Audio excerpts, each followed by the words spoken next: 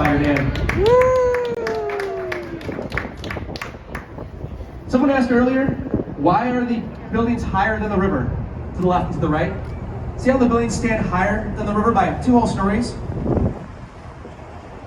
The buildings stand higher than the river because Chicago was raised. The first Chicago was built right at ground level. But what would happen was that every time it would rain, it would flood. So in the 1850s, the city decided to raise the city. And they raised the roads to be 6 feet higher than the ground, installing sewers below the roads. The sewers would clear the city of all that water. That presented a problem. The buildings were now at the wrong height, 6 feet lower than the newly raised roads.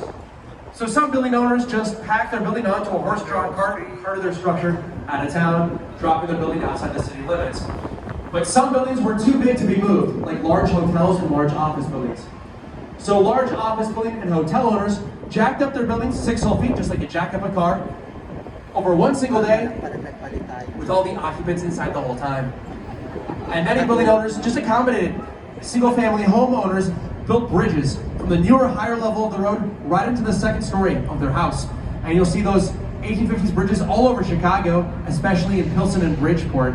But I saw one in Wicker Park along North Avenue just the other day.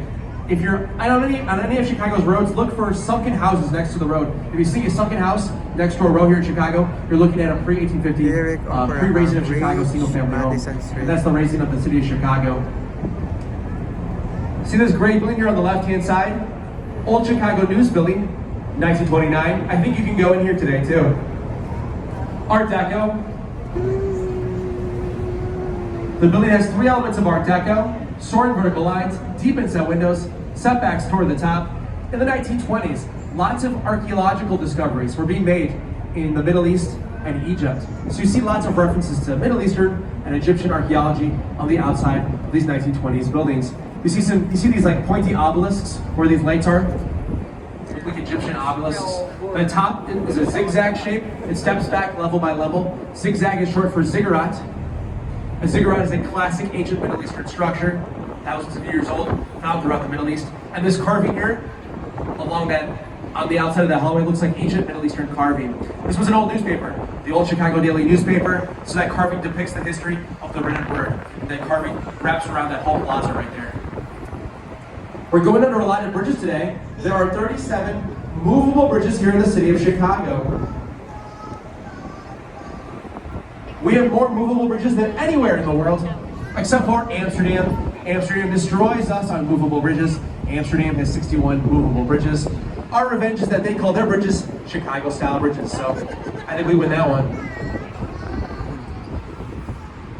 See this bridge house here on the right-hand side? Every bridge has a bridge house. The bridge houses used to be occupied 24/7, back in the days when boats had smokestacks. The smokestacks were too tall to go under the bridges without them being raised. But these days, no boats have smokestacks, so no one is in there 24/7. The bridges do open these days for sailboats. The masts of sailboats are too tall to go under the bridges without them being open. So the bridges open up 8 weeks a year, every Wednesday and Saturday, to let boats go through starting at 9 o'clock. The bridge raisings are supposed to happen right now.